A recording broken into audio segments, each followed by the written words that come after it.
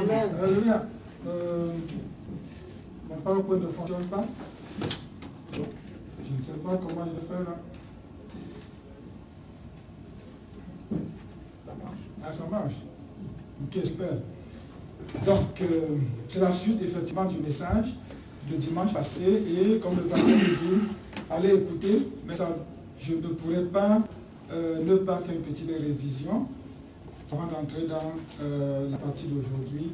Nous sommes dans l'année de totale soumission. La dernière fois, j'expliquais un peu pourquoi j'ai laissé à Jésus-Christ, okay, parce que c'est une soumission totale à Dieu le Père, à Dieu le Fils, à Dieu le Saint-Esprit. Ça peut être aussi à la parole de Dieu, qui pour certains c'est vraiment la parole. Pour d'autres, oui, c'est Jésus. Okay, en disant soumission à Jésus-Christ, pour certains ça règle tout. Mais d'autres ont besoin vraiment d'écouter qu'il y a une soumission à la parole, donc à la lecture de la Bible. Donc je n'ai pas omis ça au hasard. Mais un temps viendra, je dirais de manière claire, aujourd'hui on va avoir une soumission à Jésus. On va avoir une soumission au Saint-Esprit, ainsi de suite. Mais je mets l'accent sur le mot total. Donc la dernière fois, justement, je parlais d'une série, okay, c'est une série intitulée Sur le chemin de la totale soumission. Sur le chemin de la totale soumission. Encore le mot total est là. J'insiste là-dessus, c'est pour cela qu'il est souligné. Pourquoi total? C'est parce que lorsqu'on observe la vie de Jésus sur la terre, c'était un enfant soumis à son Père. Et Jésus est le modèle que nous devons suivre. Donc tous les jours, tout ce que nous faisons ici, là, sachez que notre modèle, c'est Jésus-Christ. Tel qu'il a marché sur la terre, nous aimerions marcher exactement comme lui. Et lui, il a été soumis, nous devons aussi être soumis. Sa soumission était totale. Et je disais, oui, quelqu'un peut dire, est-ce que c'est possible? C'est possible. La dernière fois, sur le chemin numéro 1, j'ai parlé de totale repentance. Donc la repentance doit être totale. Et pour cela, j'ai pris le texte qui va faire l'objet de 3 messages. Soumettez-vous donc à Dieu, résistez au diable, et il fuira loin de vous. Ça, c'est Jacques 4 au verset 7. Pour se soumettre, parce que Jean nous démontre qu'il y a une grâce excellente lorsque tu te soumets. Il y a une grâce excellente que tu reçois. Il nous dit aussi, quand tu te soumets, tu as la capacité, tu reçois comme les armes nécessaires pour tenir contre nos ennemis. Je dis nos ennemis au pluriel parce qu'on a vu avec Jacques 4, toujours à partir du verset 1, qu'il y a un premier ennemi qui est notre chair, il y a un deuxième qui est le monde, système de ce monde, et un troisième qu'il appelle le diable. Pierre, c'est vrai, dans 1 Pierre, je crois, 5, verset 5 à 6, il va nous parler de 2 ennemis. Ça ne veut pas dire que les deux se contredisent. Okay? Tout simplement, Pierre va regarder l'ennemi qui est à l'intérieur et l'ennemi qui est à l'extérieur. C'est pour ça qu'il va dire 2. Il va dire, en nous, là, il y a la chair qui est notre ennemi, mais en dehors de nous, il y a Satan qui est dans ce monde. Dans le système de ce monde, ça fait partie de ce qu'il appelle le diable. Donc, ils ne se contredisent pas du tout. Donc, pendant que je voyais nos ennemis, les 3 ennemis, j'ai mis l'accent effectivement sur le diable parce que c'est le verset soumettez-vous à Dieu, résistez au diable. La soumission, ici on voit bien, c'est un verbe utilisé à l'impératif. Ça nous amène à comprendre que c'est un ordre. Mais c'est en même temps une demande. Okay? Il n'est pas en train de, on ne va pas te frapper pour que tu le fasses. Il te conseille de le faire. Il conseille, il dit vraiment, vous voyez, soumettez-vous à Dieu. Mais qui était le vous? On a vu que dans le contexte, Jacques, qui est le demi-frère de Jésus-Christ, c'est pas notre Jacques, lui, il veut justement parler au peuple de Dieu. Et pour parler au peuple de Dieu, il a beaucoup plus tenu compte de l'Ancien Testament. Il a observé un Dieu qui aimait son peuple, et le peuple a fui loin de Dieu, s'est éloigné de Dieu. Donc il dit donc, peuple de Dieu, enfant de Dieu, revenez. D'où le terme repentance, parce qu'il a parlé aussi un peu du genre mariage. Il a fait allusion au mariage où la femme infidèle revient. Okay? Et je voyais encore hier cette nuit que la femme est d'abord infidèle avant de fuir. Elle est infidèle, elle fuit. Et on lui dit, Jacques lui dit donc, reviens à ton Dieu. Donc, repens-toi et reviens à Dieu. Et c'est bénissant, pourquoi? Parce que je disais, Jacques, le Saint-Esprit passe par lui pour parler au peuple de Dieu. Donc si nous sommes peuple de Dieu et que le Saint-Esprit est l'auteur, le vrai auteur de la parole de Dieu, ça veut dire que le Saint-Esprit parle aussi à nous. Ce n'est pas seulement tout lecteur de Jacques, c'est aussi nous, enfants de Dieu, qu'est-ce qu'il nous recommande. Et il a dit de parler à Dieu, pas à quelqu'un d'autre. Ne parle pas à ton âme, ne parle pas à ton père, à ta grand-mère, à je ne sais pas quoi. Non, non, non. Il dit, soumets-toi. Non, ne te soumets pas à quelqu'un d'autre, mais à Dieu. Et pour ce qui est de Dieu, nous savons, il s'agit pour nous se soumettre au Créateur du ciel et de la terre, se soumettre à son Fils unique qui nous a donné, c'est une grâce, se soumettre au Saint-Esprit qu'il a mis en nous, se soumettre à la parole qu'il a donnée, afin que nous puissions marcher dans la soumission. Et comment donc se soumettre? On a vu avec Jacques toujours qu'il faut s'approcher, ça c'est le verset 8, 9. S'approcher de Dieu, il va s'approcher de nous. Si nous nous approchons de lui, il va s'approcher de nous. Il a dit aussi, nettoyez vos mains, pécheurs. Nettoyez vos mains, pécheurs. Purifiez vos cœurs, hommes irrésolus. Et vous voyez que oui, Jacques peut être sévère, mais il parle avec un ton tout à fait aimable. Il n'est pas en train de nous gronder de manière à ce qu'on s'enfuit plutôt loin de Dieu. Il dit non, non, non, non, c'est avec amour que je vous dis. Même s'il utilise un vocabulaire sévère, okay, mais vraiment c'est avec amour, il dit revenez à votre Dieu. Même s'il nous appelle homme irrésolu, c'est-à-dire homme qui n'est pas sûr de lui, qui tâtonne, il dit non, non, reviens à Dieu. Il dit, pour revenir à Dieu, il faut sentir sa misère. J'ai aimé cette partie-là, parce que la véritable repentance, elle est totale quand tu reconnais ton erreur. Et j'ai parlé un peu rapidement du fils prodigue. Lorsqu'il avait mangé tout son argent, la parole nous dit, il est rentré en lui-même. Il s'est rendu compte que même la nourriture du pauvre n'avait plus droit à ça. Il n'avait plus. C'est alors qu'il a senti sa misère. Il dit, je veux retourner chez mon père. Ça, c'est un exemple de repentance, comme on dit, total. Je n'imagine pas un instant qu'après ça, ce fils, le petit frère, pourrait encore dire à son père, donne-moi mon héritage et je m'en vais. Ça, je doute fort bien. Donc cette repentance est totale. Et pour terminer, je disais aussi, j'ai vu Matthieu 12, où on disait que Jésus a parlé à une génération qu'il a appelée aussi adultère. On pourrait même dire adultère, parce que c'est le féminin. Il dit, mais vous là, vous ne me connaissez pas. Mais vous, là, vous avez besoin de repentance aussi. Et je me posais la question, généralement, lorsqu'on parle de repentance, ça veut dire revenir à la chose. J'étais marié, à cause de mon infidélité, je me suis écarté, je me suis éloigné. Mais pour revenir, et qu'on parle de fidélité, il fallait au préalable que je sois marié. Je me suis interrogé, Seigneur, pourquoi tu appelles cette génération qui ne te connaît pas infidèle? Il n'y a pas eu de réponse à ça jusqu'ici, mais dès que je l'aurai, je reviendrai dessus. Et j'ai parlé à Jean Chrétien. On n'a pas un Jean Chrétien ici parmi nous, mais on a un Jean. Et Jean Chrétien et Jeannette Chrétien, je disais, en rentrant chez vous, il y a une chose à retenir, c'est la première, c'est je prends la ferme décision d'écouter le Saint-Esprit. Qui va me rappeler les vérités de la parole? C'est le Saint-Esprit. Donc je prends cette ferme décision. En sortant, dimanche passé, tu te dis, ah oui, maintenant je prends la décision, je vais écouter le Saint-Esprit. La deuxième décision, c'est de dire, je vais m'examiner. Si le fils prodigue ne s'examinait pas, il ne pouvait pas revenir au Père. Il faut que nous nous examinions aussi. Si tu ne peux pas t'examiner, bien-aimé, et que ton frère voit quelque chose et te le dit, ne rejette pas. Parce que le Saint-Esprit peut te parler passant par le frère. Quand une parole sera donnée ici, ne dit pas, c'est le pasteur qui a dit non. Écoute en disant, le Saint-Esprit me parle et il veut que je change. Et la troisième chose, c'était décider de s'approcher de Dieu.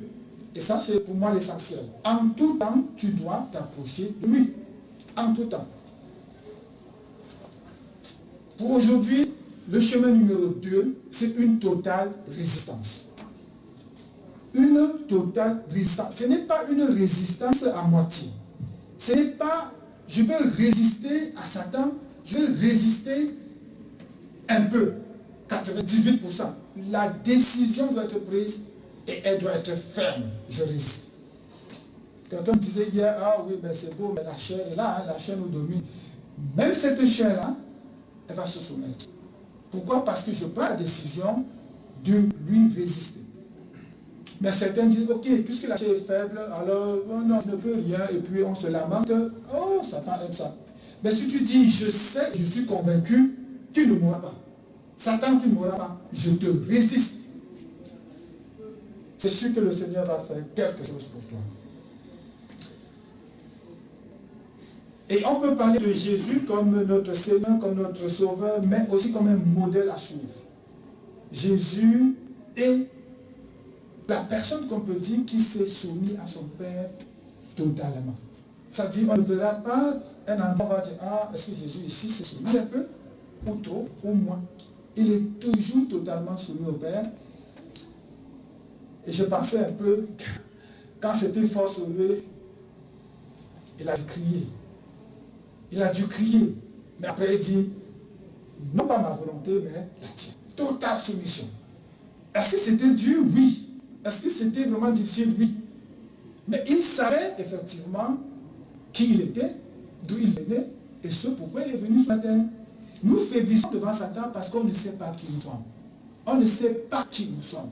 Il vient un peu, il tourne, on tombe, après on pleure, on se lamente. J'ai posé la question hier à certaines personnes. Dites-moi, est-ce que vous voyez souvent Satan venir? Et puis je disais, oh ben oui, parfois on se rend compte que ça c'était l'œuvre de Satan. Mais en réalité, on ne l'a pas vu venir. C'est toujours après. Et quelqu'un disait, il y a des fois, je m'énerve, je gronde, après je dis, ah mon Dieu, c'est Satan qui m'a poussé. Oh Seigneur, pardonne-moi. Et c'est effectivement ce qu'il faut qu'on essaie de voir, comment le voir venir, afin de te préparer à lui résister par des méthodes que Dieu a mises en œuvre. Et aujourd'hui, on va voir résister au diable. Le point virgule qui est avant le résister au diable, c'est un peu le « et ». Donc soumettez-vous à Dieu et résistez au diable. Mais puisque après cette phrase, il y a « et il fuira l'un de vous », on ne peut pas mettre « et » deux fois. On a remplacé le premier « et » par le point virgule. Donc, ça me fait voir que nous avons deux actions ici. Mais est-ce qu'il est possible de résister au diable véritablement? La réponse est oui. Et pour en arriver là, il y a deux choses à faire, à connaître. Il faut connaître, premièrement, celui-là, quand je dis je résiste, il faut le connaître. Je ne suis pas en train de dire qu'on va prêcher sur Satan, on va prêcher sur lui pour vous dire comment il est, comment il fait. Non, non, non. Il faut savoir que, bon, maintenant, là, il peut venir, et de quelle manière il peut venir. Deuxième chose, il faut savoir en qui tu as cru et quelles sont les méthodes pour résister. Donc, je disais justement que le point virgule nous amène à voir qu'il y a deux actions. Il y a deux actions ici dans Jean 4, verset 7. Soumettez-vous donc à Dieu. Soumettez-vous donc à Dieu. Première action, se soumettre. La soumission ici, acte personnel. Acte personnel, bien aimé. C'est-à-dire, personne ne doit se soumettre à ta place. Ne crois pas que toi, le père, tu vas t'amuser, niaiser, et ton enfant va dire, ok, je vais me soumettre pour mon père. N'imagine même pas un instant que l'inverse soit possible. Le père ne se soumettra pas pour le fils. Chacun doit se soumettre. Il dit, soumettez-vous. Oui, c'est vous, Église. Oui, c'est vous tous. Mais c'est chacun individuellement. Soumettez-vous. Première action, la soumission. Deuxième action, résister. Qui va résister? Est-ce que mon père va résister pour moi? Est-ce que ma femme va résister pour moi? La réponse est non. Et j'ai écrit au tableau, comment résister? C'est la première question. Quelles sont mes armes? Tu veux résister, mais avec quelle arme? Tu as quoi pour résister? Deuxième question. Résistance totale est-elle possible? Là, je commence par elle, oui. La résistance totale est possible. Le troisième, ce sera pour plus tard. Et lorsqu'on parle de résistance, comme mon frère l'a dit tantôt, c'est le combat. On ne peut pas parler de résistance quand il n'y a pas de combat. Or, les chrétiens pensent que quand on vient à Jésus là, oh, la vie est belle, on a gagné, et puis on peut marcher comme on veut, oh, tout est rose, tout fonctionne bien. Je vous dis, toi chrétien, si tout va bien dans ta vie, pose-toi la question, est-ce que tu as vraiment cru? Parce que Satan se lève toujours et chaque fois. Quand tu décides même en tant que chrétien, de faire un pas en avant, Satan ne se lève pas à peu près.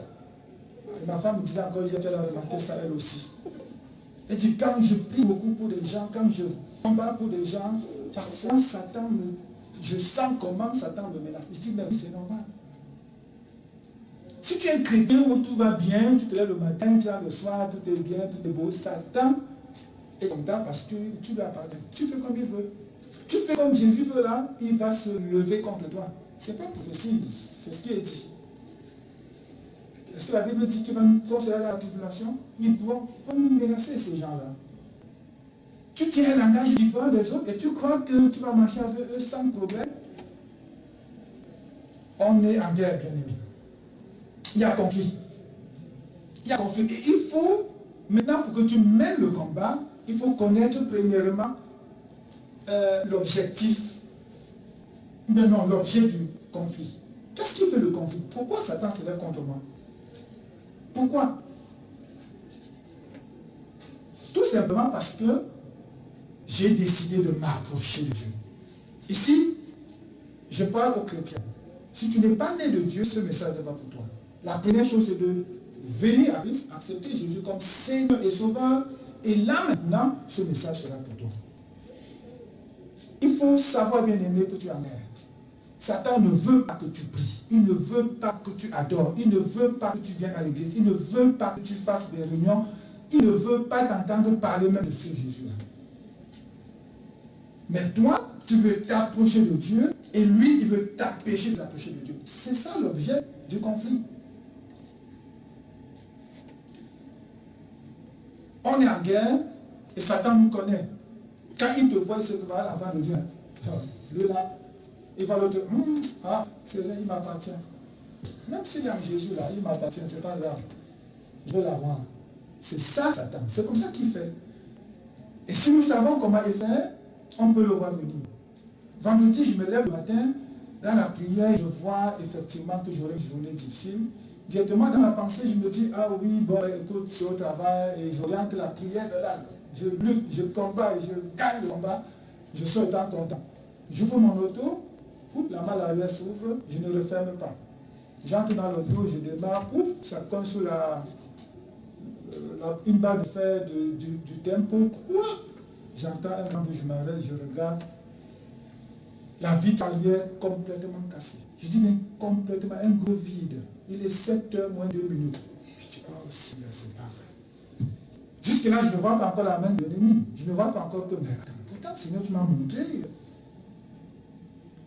Je démarre, je roule avec le froid que j'avais avant-hier, vous savez. Ce froid-là, j'ai entendu tout le grand bruit de Léon là dans l'auto. Parfois, j'avais même peur qu'on va me cogner et tout ça.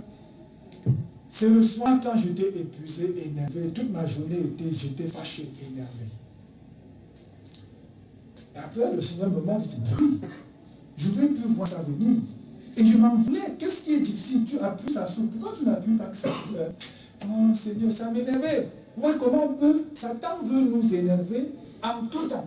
Et l'objectif, c'est de dire comment le voir venir afin de pouvoir lui résister.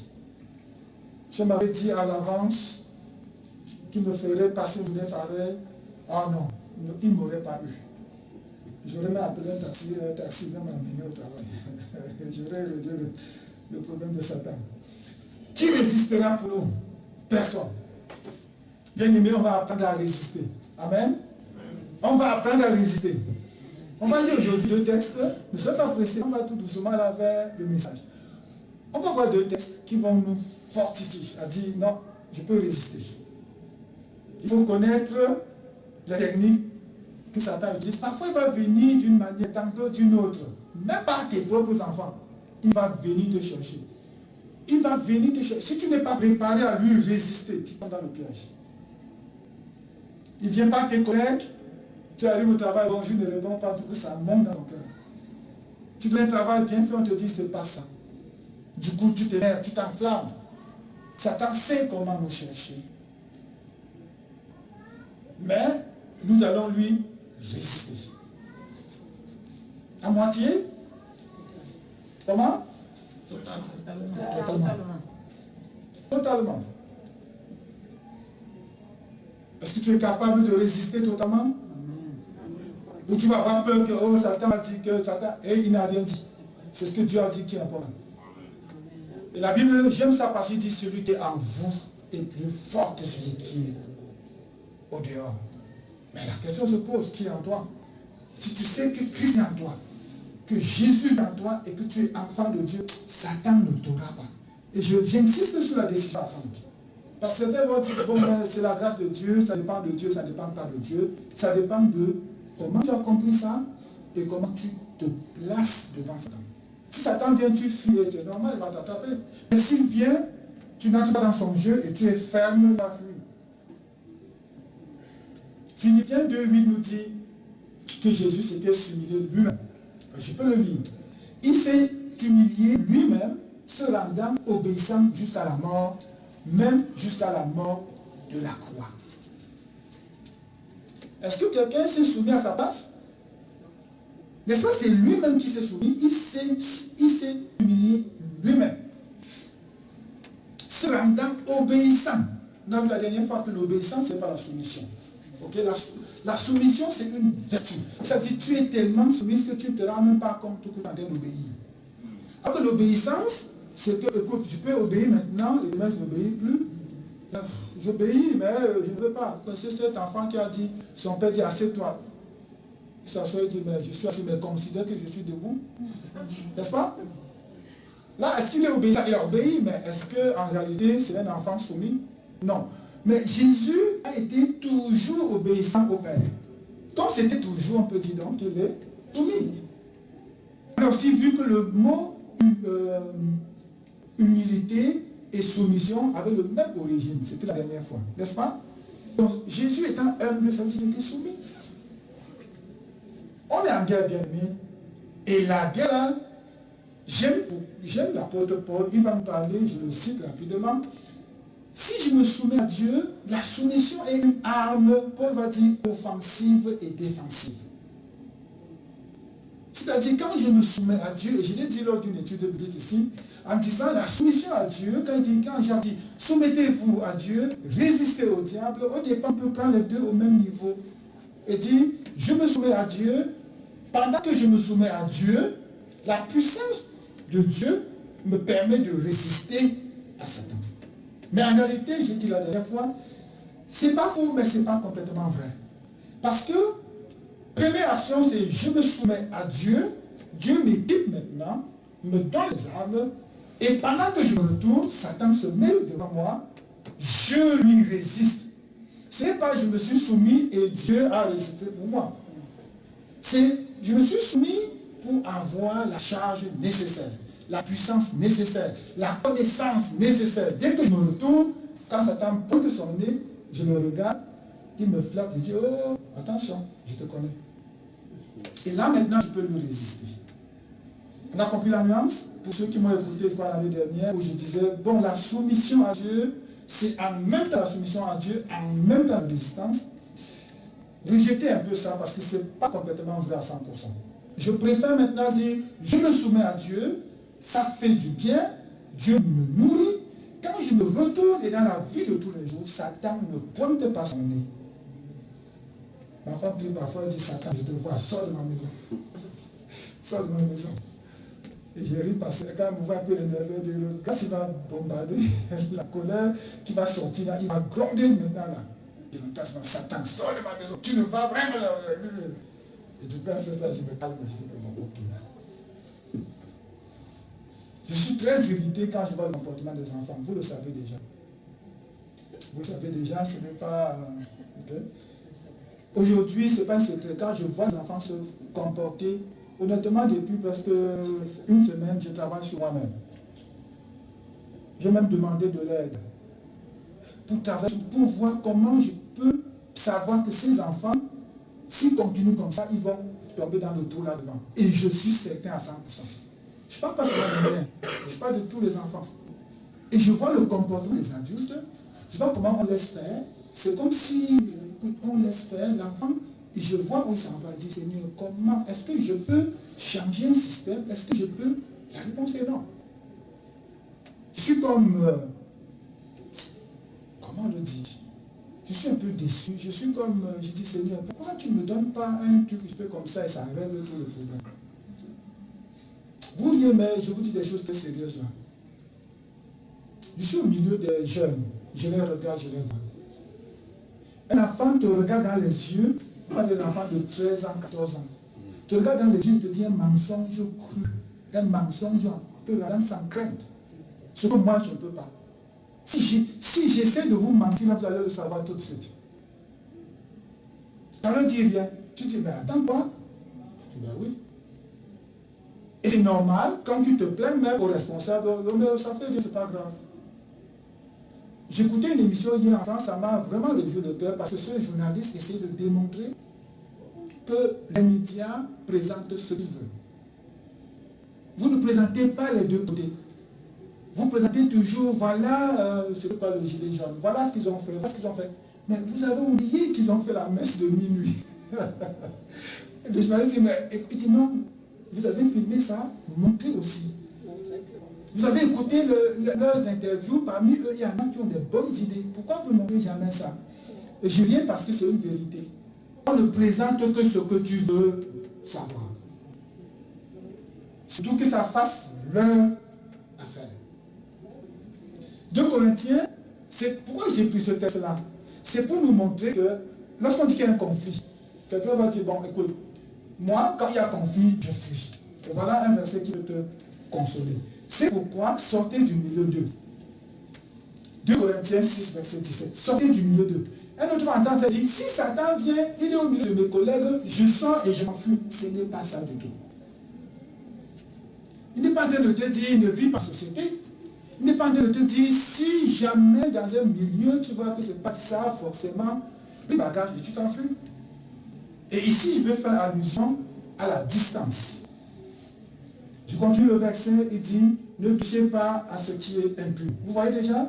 Donc sortir du milieu d'eux, c'est ne pas toucher à quelque chose. Ce n'est pas fuir en termes de distance. Ce n'est pas s'éloigner d'eux en disant, ok, j'ai vu Satan dans ce groupe-là, puis tu t'en. Si c'est comme ça, aucun chrétien va travailler. Hein. Je vous rappelle, dans vos milieux de travail, c'est observez-les. Ils ne connaissent pas le Seigneur. Leur langage même, ce n'est pas le Seigneur. Ils n'ont pas l'amour de Dieu en eux. Mais tu dois travailler avec eux. Mais sortir du milieu d'eux, même si tu es parmi eux, ne touchez pas aux choses impures. Le langage étant impur, ne parle pas comme eux. Quand vient ton temps de parler, ne joue pas et ne blague pas et ne sacre pas comme eux.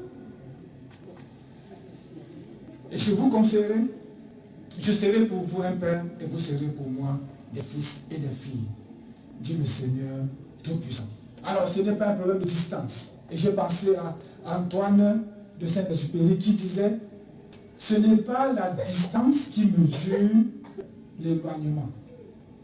Ce n'est pas la distance qui va mesurer l'éloignement. Écoutez bien, sortir du milieu d'eux, bien-aimés, je ne peux pas te dire que résister au diable là, ça veut dire chaque fois tu fuis. Chaque fois tu vois, tu fuis. Tu le vois venir, tu fuis. Non. On est en guerre, tu vas fuir pour aller où? Tant qu'on est sur la terre, le combat sera là. Et c'est un combat rude. Tu n'as pas fui. Regardez un peu cette image.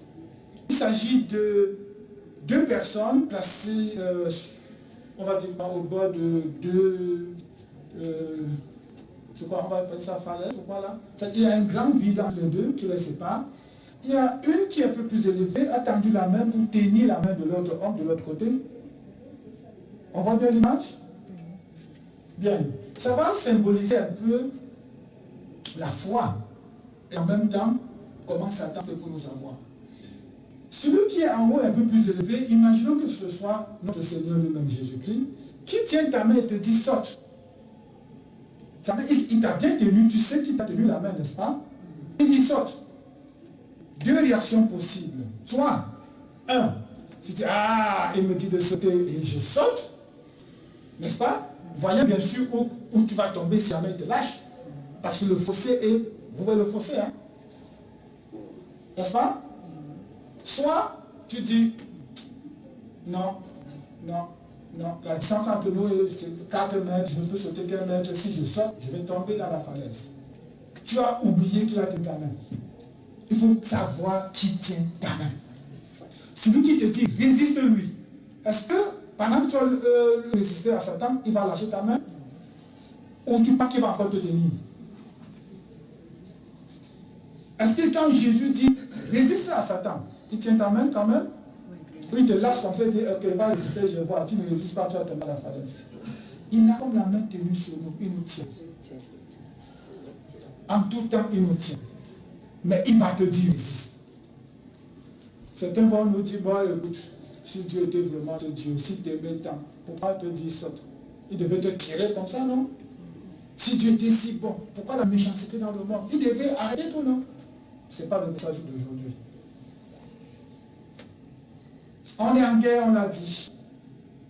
Et pour ça, nous allons lire,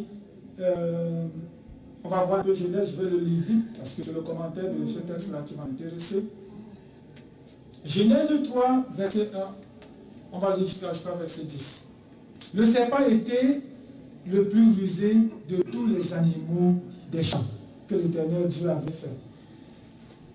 Il dit à la femme, Dieu a-t-il réellement dit, vous ne mangerez pas de tous les arbres du jardin?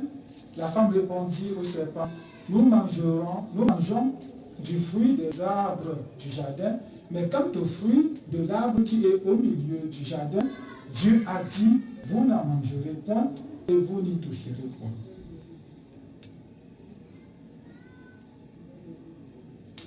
L'objectif de Satan, on pourrait dire, ici, c'était de faire quoi? Semer un petit doute dans le cœur de Ève. On l'a perçu comme ça, n'est-ce pas? Donc quand Satan vient, il est venu sous quelle forme? Déguisé. N'est-ce pas? Il n'est pas venu tel que tu peux le voir comme ça. Sous forme de serpent, on a dit ici. Allons à la suite, verset 4. De peur que vous ne mourrez. Alors le serpent dit à la femme, vous ne mourrez point. Mais Dieu sait que le jour où vous en mangerez, vos yeux s'ouvriront et que vous serez comme des dieux, connaissant le bien et le mal. Vos yeux s'ouvriront. Vous voyez un peu? Ça dit, Satan te fait croire que tes yeux sont fermés. Il te fait croire que tu ne vois rien, que tes yeux sont fermés. Il dit, mais écoute, si tu désobéis à ton Dieu là, tes yeux vont s'ouvrir. Regardez la technique que Satan utilise. Donc vous étiez fermés, n'est-ce pas? Tu ne voyais rien. Donc maintenant, là, si tu désobéis à Dieu, tes yeux vont... Oh, que Satan sait venir par des moyens et que très peu voient. Très peu voient.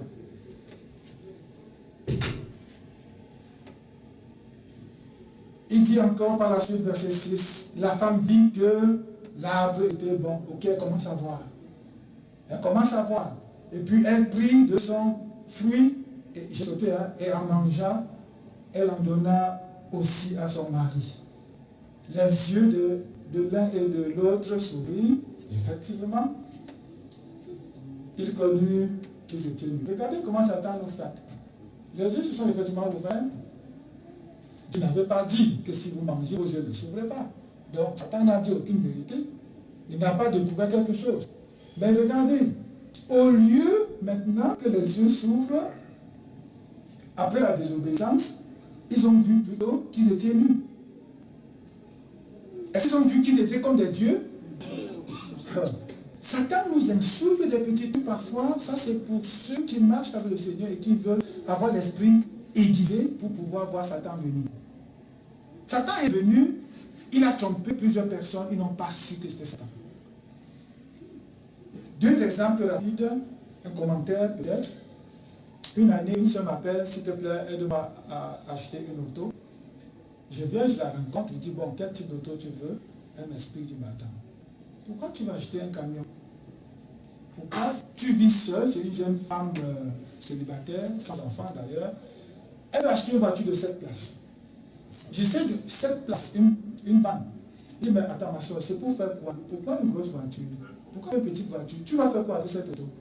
Oh, frère, c'est que parfois à l'église, il y a des gens qui n'ont pas moyen, je pourrais les accompagner de temps en temps. Je me suis mis à rire. Vous voyez comment les gens se trompent eux-mêmes? Tu peux conseiller quelqu'un comme ça? Non. Non. Parce que son cœur n'est pas prêt à écouter le conseil. Satan lui a déjà mis dans le cœur qu'il faut une voiture de 7 places. Tu es seul. Elle a acheté ce qu'elle a voulu et même pas un an après, elle me rappelle encore, oh pardon, viens voir cette auto, c'est mieux que l'autre, moi j'ai vendu l'autre, et tout de même. Satan sait nous tromper.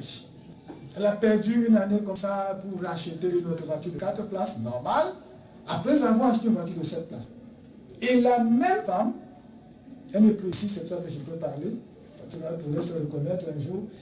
Elle m'avait aussi appelé pour dire, je cherche une maison. Je dis, mais ça tombe bien, je connais, il y a quelqu'un là qui a un, deux, lui. Elle vient, elle voit, oh, ok, elle dit, d'accord, je viendrai demain avec la personne, je les mets en contact. Mais 2 jours après, c'est quelqu'un d'autre qui lui montre une autre maison, 4 et demi, 2 chambres, un salon, très grand, parce que le triple du prix. Elle est seule.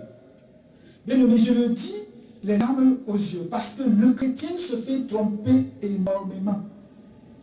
C'est trop grave. Satan vient comme ça, hein, comme on voit là, vos yeux s'ouvriront. Oui, les yeux sont ouverts. Mais ils ont vu quoi? Ils ont vu quoi?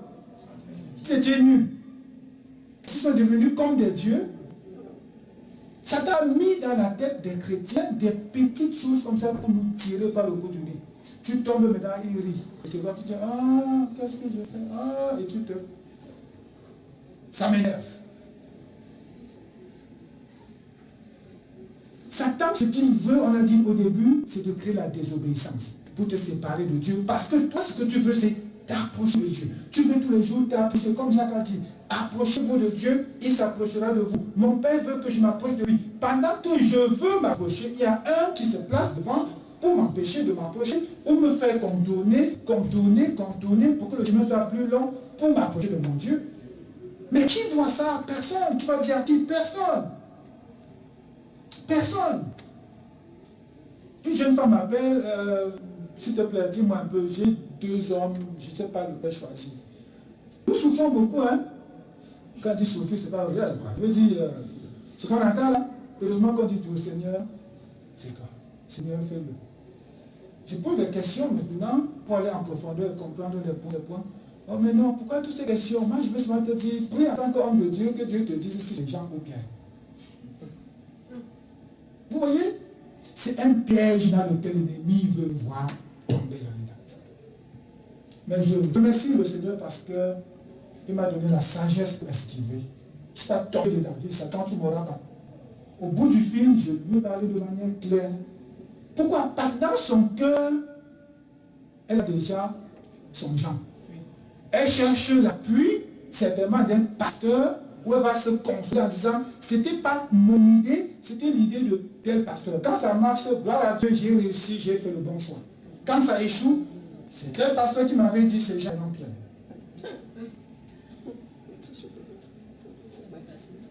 C'est très difficile. Je vous ai raconté une autre qui était venue me voir. Dis-moi un peu, en tant que pasteur, si une femme qui avait 2 photos, ça c'est ici à Montréal maintenant, 2 photos, te disant l'un ou l'autre, est-ce que tu peux faire quoi? Vous voyez comment on nous piège? Ah, quand j'écoute ça, je me souviens d'un enseignement comme j'avais donné à l'école. Je me souviens et je l'applique. Je ne dirais pas ça si. Satan nous piège, bien aimé. Et il veut avoir le dessus. Pas pour gagner quelque chose, pour t'empêcher d'entrer dans tes bénédictions. Parce que si tu t'approches de Dieu, il s'approche de toi. Hey, imagine. Imagine. Imagine que Dieu dise, oh, tu es agréable, fiston. Hey, jeune fille, tu es agréable à moi. Imagine, Satan va pleurnicher comme pas à peu près. Parce que toi, tu rentres dans tes bénédictions. Satan ne veut pas.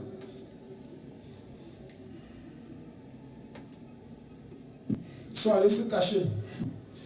Ayant cousu des feuilles de figuier, ils s'en firent des ceintures. Alors, ils entendirent la voix de Dieu. Bien-aimé, je pleurais encore ce matin, Seigneur, même pendant qu'on s'éloigne de toi, ta voix tourne encore dans notre cœur. Ta voix donne, Dieu nous parle, même dans notre éloignement, dans notre perdition. Il dit encore, oh, fiston, Dieu est là. Oh oui, Père, excuse-moi, j'ai entendu ta voix. Je me suis caché parce que, oh Seigneur, et puis on se lamente 2-3 jours après, on se lève. Si on a encore un petit regain d'amour pour Dieu, on regagne, Seigneur, pardonne-moi. Ceux qui n'en ont pas, ils se perdent davantage. Ils s'enfuient. J'ai l'habitude de me dire, tu vois un enfant de Dieu qui s'éloigne de Dieu, sache qu'il a péché. Peut-être que je peux me tromper. Mais voilà encore. Tu vois quelqu'un qui fuit la présence de Dieu. On dit prière, il fuit. Venons sur lui, il fuit. Parlons de Dieu, il fuit. Il est en train de pécher quelque part. Prie pour lui. Prie pour lui. Ne laisse pas. Prie pour lui. On a entendu ta voix. On se cachait. Mais l'Éternel Dieu appela l'homme et lui dit, où es-tu? Il répondit, j'ai entendu ta voix. On fait ça.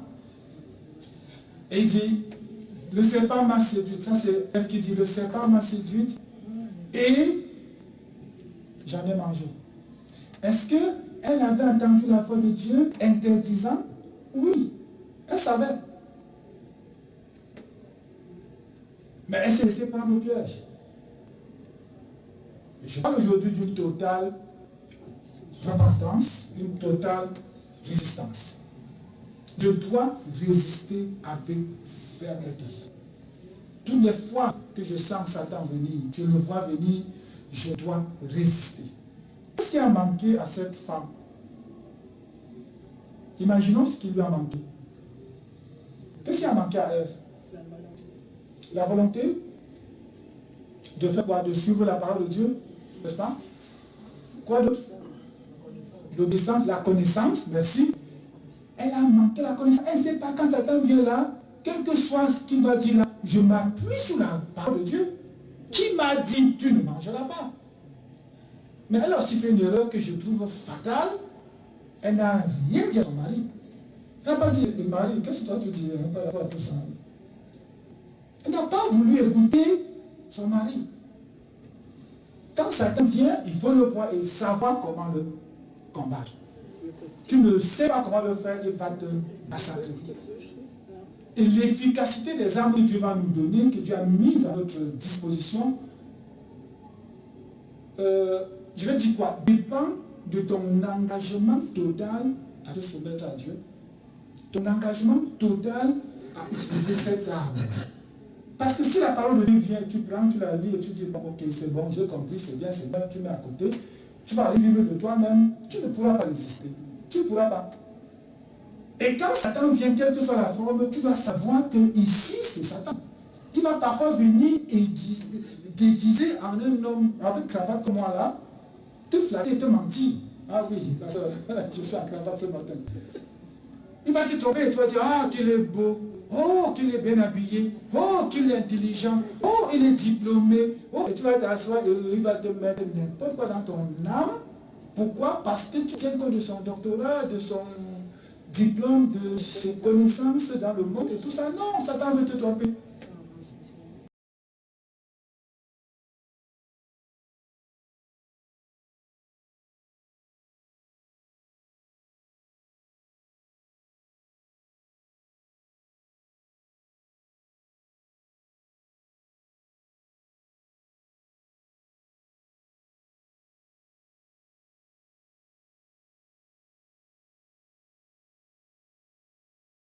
C'est pas encore 15 minutes. Jésus-Christ, notre Seigneur, est l'exemple modèle que nous voulons. Matthieu 4, verset 1 à 4, je lis. Alors Jésus fut amené à l'esprit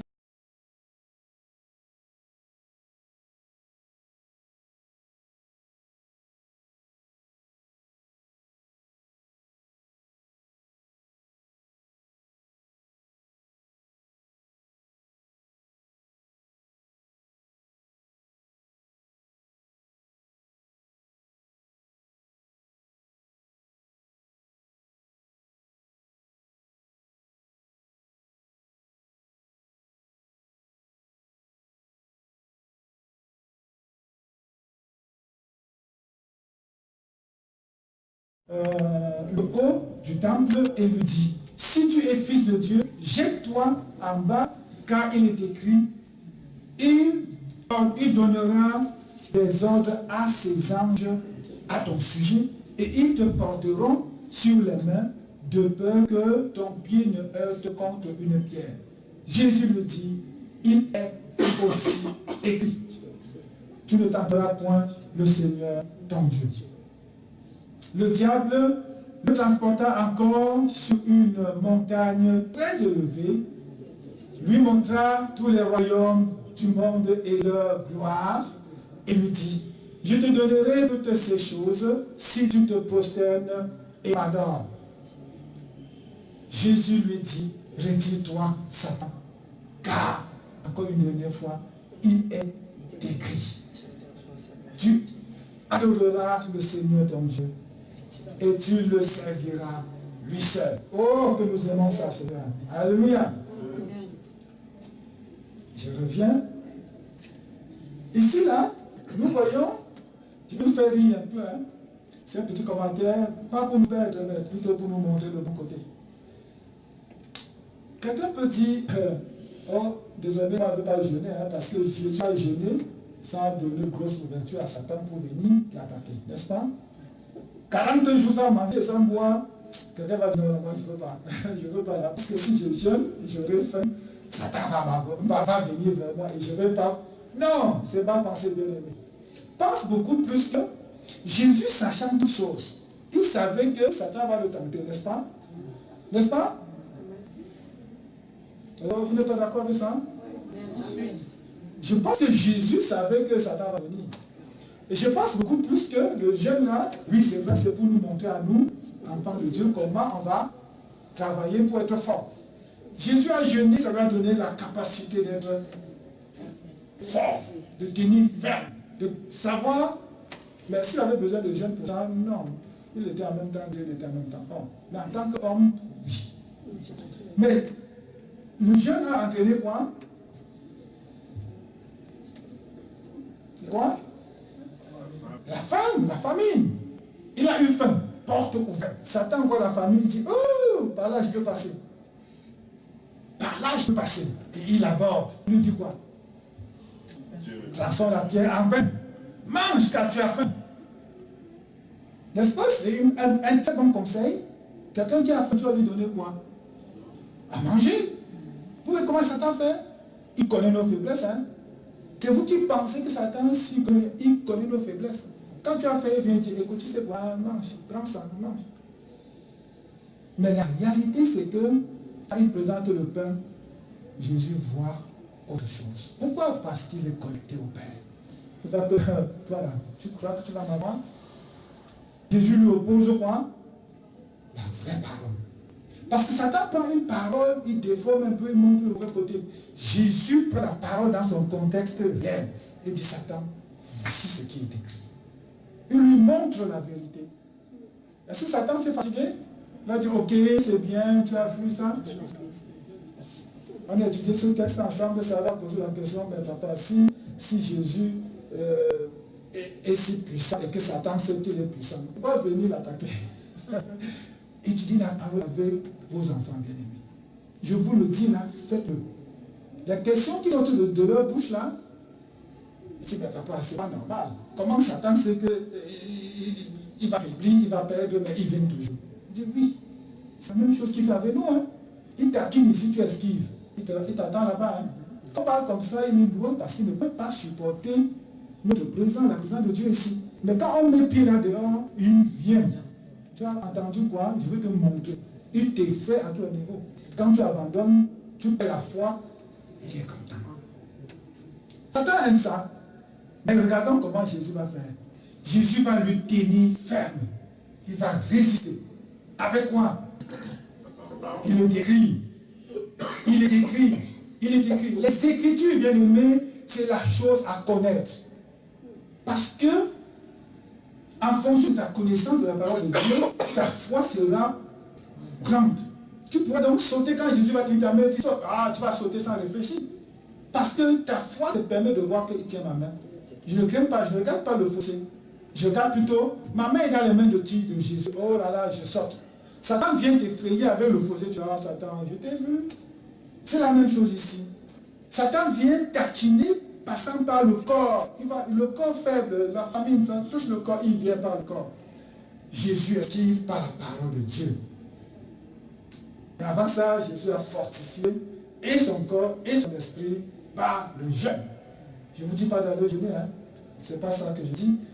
Parce qu'aujourd'hui, la chose la plus difficile pour les chrétiens, c'est ne pas manger. C'est un problème réel. Tu dis aux chrétiens ne mangez pas, tu vas te créer un problème. Si tu aimes le Fils de Dieu, écoute Satan, il veut absolument, comme il a fait avec Ève, hein, il veut faire la même chose avec Jésus. T'amener à désobéir à ton Père. Si tu es fils de Dieu, attends, il te met le doute en même temps. Tu vas dire, est-ce que réellement je suis fils de Dieu? Est-ce que réellement, attends, on dit que les chrétiens ont ça, pourquoi moi je n'ai pas? Est-ce que je suis vraiment chrétien? Est-ce que je suis vraiment, on dit Dieu a donné, est-ce que j'ai même... Satan aime ça. Pourquoi même je parle? Pourquoi même je prie? Ça fait 2 jours que je prie, ça fait 1 mois que je prie, ça fait 1 an même que je prie. Satan aime ça. Pourquoi tu marches avec elle? Tu n'as pas tout ce qu'il te fait là? Ah oui, c'est même vrai. Hein? Hé, tu te tais, tu as entendu ce qu'il a dit? Tu dis rien.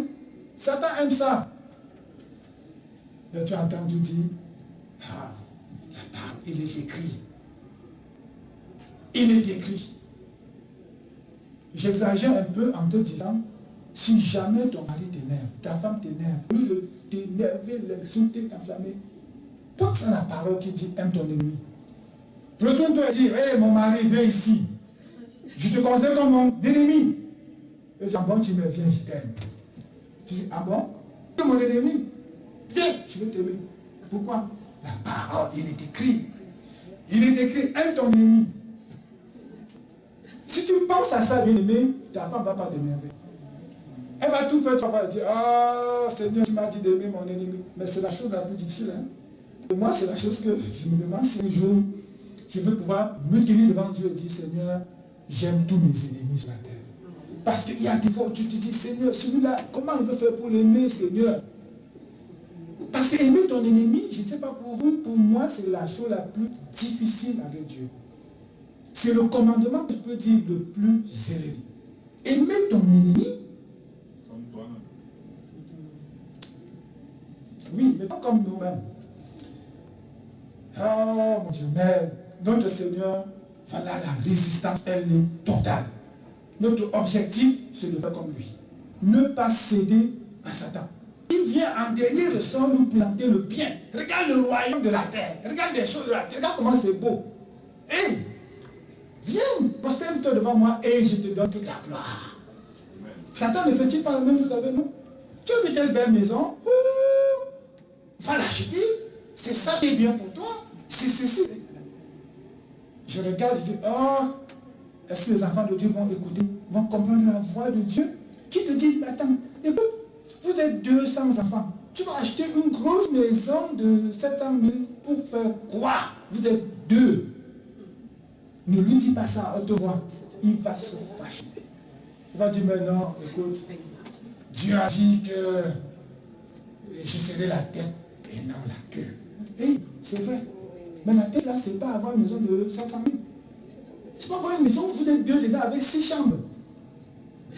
Qui va te dire que Dieu ne veut pas ça? Personne. Ton cœur. Satan regarde les faiblesses. Pour Jésus, c'était après le jeûne, la famine. Pour toi, c'est autre chose, bien aimé. Et c'est dans ton cœur.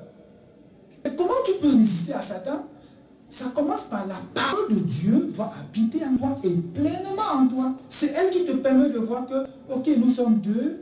On estime qu'on aura 2 enfants. 3, ça fait 4. Je fais une maison de 3 chambres. 4 chambres maximum. Ok. Notre budget, je peux faire. C'est la parole de Dieu en toi doit faire ce travail. C'est elle maintenant qui te permet de résister. Quand Satan va te présenter une grosse maison de 1 million, avec 6 chambres dedans, vous êtes 3, vous serez 4 ou 5. Maintenant, tu vas dire non. C'est la parole de Dieu en toi qui te permet de résister. Quand vient le temps d'acheter une voiture, tu dis, je veux une voiture de 3 places, 4 places. Pas 7 places et tu es seul dedans à conduire matin, soir, midi, soir. 7 places, bien aimé. On va chaque fois dire, bon, mais Dieu va me dire, Dieu va me dire. Dieu t'aide déjà en te donnant la parole. Et c'est cette parole qui te permet maintenant de tenir et de résister. Il n'y a pas de Amen, je n'attendais même pas.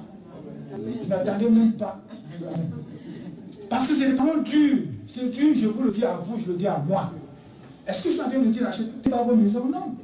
Est-ce que tu n'achètes pas vos voitures? Non. Moi aussi j'aime ça. Mais je dis, c'est écoutons la parole de Dieu qui nous parle. Satan va attaquer Jésus 3 fois. Je ne sais pas si c'était en une journée ou pas, je n'ai pas vérifié, mais 3 fois. Pour nous, nous attaque tous les jours et même plus. J'ai compris que 3, c'est même la perfection.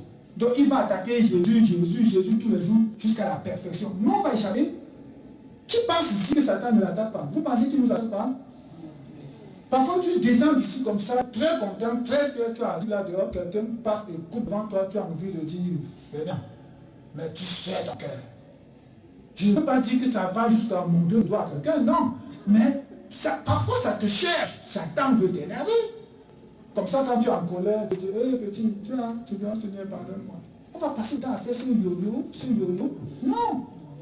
On va écouter la parole, l'intérêt en nous, marcher avec ça. Quand Satan vient, tu résistes parce que tu as la parole en toi. On va dire, oui, pour Jésus, c'était trop facile. Il est la parole elle-même. Oui, il est la parole de Dieu. Mais il a marché sur la terre en tant qu'homme. Tout ce qu'il a fait là, c'était pour nous montrer le chemin que nous, en tant qu'hommes, nous devons suivre. Il était pleinement dans la parole de Dieu, pleinement en harmonie avec le Père. Pleinement, il savait ce qu'il devait faire. Je vais lire Jacques pour terminer. Jacques, qui nous conseille les choses à rentrer avec. Jacques 1, verset 19. Sachez-le, mes frères bien-aimés, et je vous dis aussi en vous aimant, ainsi que tout homme soit prompt à écouter. La dernière fois, on a parlé de écouter le Saint-Esprit. Aujourd'hui, il nous dit écouter les uns les autres, parce que Dieu peut vous parler à travers des frères et sœurs. Si un frère vient te voir et te dit si que ton habillement n'est pas correct devant Dieu, ne dis pas, ah, tu me critiques, dis, le Saint-Esprit m'a parlé. Là, à la colère, là, à parler, parler, là, c'est mauvais. À un moment donné, ça va sortir mal. Et à côté de toi, celui qui t'écoute, il peut être comme Adam qui ne disait rien, qui écoutait seulement. Mais quand Dieu est venu l'appeler, Adam peut dire oui. Toi aussi, tu peux être calme comme ça, ta femme, non. Là, à parler, là, à se mettre en colère. J'ai cherché le texte pour voir si Jésus était en colère. J'ai fouillé pour voir si je pouvais voir quelque chose qui me permet de dire Jésus était en colère. Je n'ai pas trouvé. Il a dit, retire-toi de moi, Satan. Je sais pas si est-ce qu'il a dit, hey, retire-toi de moi, Satan. Étant en colère, je me dis, non, ça ne me convainc pas moi-même. Mais si ça vous convainc, considérez que c'était une bonne colère. Et tu fais quoi de moi depuis 3 fois, tu viens tout. Ne sais-tu pas que je suis fils de Dieu? Ne sais-tu pas à rien de moi, fuis loin de moi. Retire-toi de moi, Satan. Peut-être. Mais je ne crois pas qu'il y a de la colère en lui. Est-ce que quelqu'un pense qu'il y a de la colère en lui? Oui, l'autorité, c'est bien. Quelqu'un pense que Jésus était en colère ici? Non, je ne pense pas. Donc Jean Chrétien, avec chrétienne, va rentrer aujourd'hui avec. En plus de écouter Dieu, comme la dernière fois, on avait dit, écoute Dieu, examine-toi, rapproche-toi de Dieu. Aujourd'hui, on va te dire, écoute les frères et sœurs, les conseils qui viennent d'eux, venant de la part de Dieu. Soyez là à parler, soyez là à entrer en colère. Si possible, n'entrez même pas. D'ailleurs, il vous dit, si jamais vous êtes en colère, ne péchez pas. Que le soleil ne se couche pas sur votre colère. Il y a la parole de Dieu plantée en nous. Bien aimé, ne savez-vous pas que la parole de Dieu est plantée en vous? Elle est plantée en nous, mais d'où vient que nous ne résistions pas devant Satan? Même quand il vient de manière très simple, on tombe dans le piège. Ça vient d'où? Parce que cette parole plantée en nous, si réellement elle est plantée en nous, elle ne fait rien parce que nous empêchons avec le désir de notre cœur. Avec la comparaison, on veut toujours comparer. Je connais quelqu'un qui ne parle pas avec toi 3 minutes sans faire une comparaison.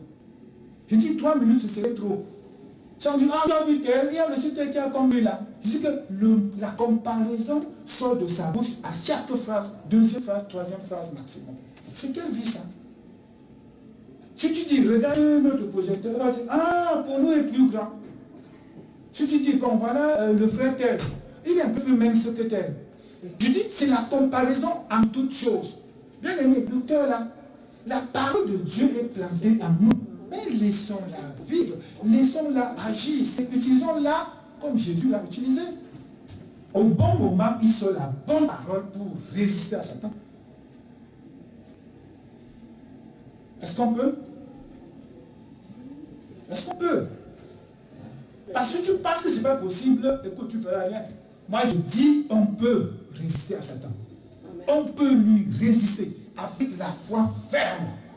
Amen. La semaine passée, on disait, David s'est approché de Dieu en disant, toi là, je t'amène, je viens sous ton trône de justice avec mes frères et sœurs, avec mes amis, avec la population qui veulent me tuer pour rien. Fais-moi justice. Et à la fin, il a même dit qu'ils reçoivent la part qui leur est due. Pourquoi? Parce que devant le trône de justice là, c'est la justice qui vaut. Mais quand vient le temps de dire, Seigneur, je suis devant ton trône de grâce, c'est autre chose. Tu dis, Seigneur, donne-moi la grâce. Seigneur, je veux ma grâce. Seigneur, écoute, je mérite rien, donne-moi. Mais à un moment donné, tiens-toi devant lui sur son trône de justice. Tu dis, Seigneur, je sais que je n'ai rien fait. Tiens-toi devant lui ce matin et dis, Satan, tu ne mourras pas, je suis devant le Dieu Tout-Puissant. J'ai la parole de Dieu en moi. Tu ne mourras pas. Et il ne va pas t'avoir. Mais si tu marches en tremblant, en disant je ne suis pas capable, non, Satan va, il me trompe chaque fois, et puis je vais demander pardon à Dieu, je vais revenir, je lui demande encore pardon à Dieu, je vais revenir, je demande pardon à Dieu. Bien aimé, il va t'avoir. Mettons-nous debout, on va faire cette prière ensemble. On va clôturer avec la prière, bien sûr. Que notre décision soit ferme. On va dire, notre décision est ferme. Satan va te résister. On va écouter la parole qui vient de toi, passant par des frères, passant par des sœurs, passant par même le pasteur, passant par nous, mais on va examiner, voir si c'est la parole qui vient de toi. Nous prenons ça au sérieux. On va aussi être lent à parler. Satan, tu ne tomberas pas. Tu ne feras pas tomber. Parce qu'on va résister. On ne va pas parler n'importe comment. On ne va pas échouer. Parce qu'on peut dire, elle va échouer. Nous n'allons pas échouer. Nous n'allons pas échouer. On va réussir comme Jésus a réussi car il est notre Seigneur. Père, nous sommes devant toi ce matin. On a parlé d'une totale soumission. Et aujourd'hui, c'est une totale résistance. Seigneur, nous savons, tu as dit, aucune difficulté ne nous sera présentée. On parle de la tentation, nous savons que ce sont les épreuves de la vie de tous les jours. Aucune tentation ne peut être au-dessus de nos moyens. Et tu nous équipes, Seigneur, pour pouvoir tenir ferme, résister à Satan. Donne-nous, Seigneur, cette résistance, surtout cette parole en nous, qui enlève déjà de notre cœur, Seigneur, tout ce que tu n'aimes pas. Ainsi, Satan n'aura même pas moyen de nous accuser, parce qu'en nous, il ne verra rien par lequel il passera. Seigneur, on a vu qu'il est passé en toi, il a vu la famine, il a profité pour venir te tenter. Pour nous, il va y avoir plusieurs choses. Mais nous croyons qu'en toi, tu as tenu notre main, nous tenons ferme devant lui, nous vaincrons. Dans le nom de Jésus. Bénis-nous, bénis notre semaine, que ton nom soit élevé, au nom de Jésus. Et que le peuple de Dieu dise Amen. Soyez bénis, bon dimanche. Merci.